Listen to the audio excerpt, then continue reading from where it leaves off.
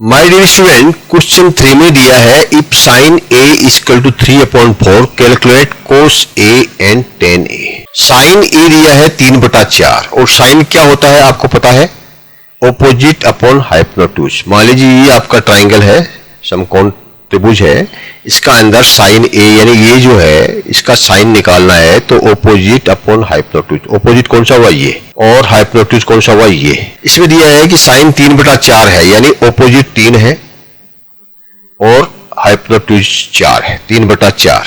ठीक है, 3/4 यानी ऑपोजिट 3/4, ऑपोजिट 3 हाइपोटेन्यूज 4। ये इसकी दो दिशाएं आपको दी गई है। अब आपको निकालना है कि कोस ए, साइन दिया आपको कोस निकालना है और टेन निकालना है, यानी ये निकालना है और ये निकालना है, यानी एडजेसेंट और हाइपोटेन्यूज और ऑपोजिट और एडजेसेंट। तो आपके पास में दो तो है, ऑपोजिट और हाइपोटेन्यूज। एडजेसेंट लाइन जो ये है यानी संलग्न जो रेखा है उसकी माप नहीं है, इसकी माप जो है पाइथागोरस प्रमेय के अनुसार क्या हो जाएगी, इन दोनों का स्क्वायर के बराबर होगी, यानी 4 का स्क्वायर प्लस 3 का स्क्वायर क्या होगी। ये जो हाइपोटेन्यूज है इसका स्क्वायर में से ये जो एक रेखा है BC, इसका स्क्वायर निकाल लेंगे तो आपका जो आएगा a का स्क्वायर आ जाएगा, ये जो ये AB आ जाएगा, AB स्क्वायर आ जाएगा। ठीक है, आपको निकालना है AB स्क्वायर। AB स्क्वायर बराबर 4 स्क्वायर माइनस 3 स्क्वायर, यानी कि 4 4 जा 16 माइनस 3 3 जा 19, यानी कितना बच गया आपका 16 में से 9 घटाया तो 7। AB स्क्वायर बराबर 7, तो AB बराबर √7। AB स्क्वायर है 7। अब आपको AB निकालना है तो AB निकालने के लिए आपको इसका अंडर रूट कर दो तो √7 हो जाएगा, तो ये हो गया √7। अब आपके पास तीनों दिशाएं आ गई। अब आसानी से कोस निकालना है आपको, कोस A, ये जो थीटा दिया है इसका मतलब A।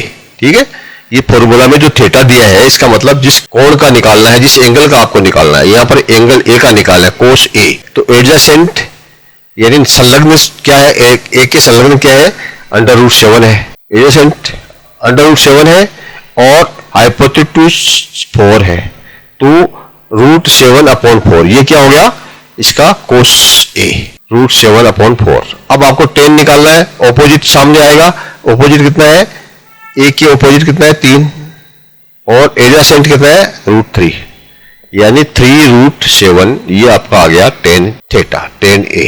क्लियर, यहां पर इसका पूरा आंसर दिया हुआ है, आप इसको समझ लीजिए। अगर आपको समझ में नहीं आया है तो आप इसको पढ़ के भी अपना आंसर कर सकते हैं, और एग्जामिनेशन में कैसे लिखना है आप इसके हिसाब से लिख लीजिए। Thank you, my dear student.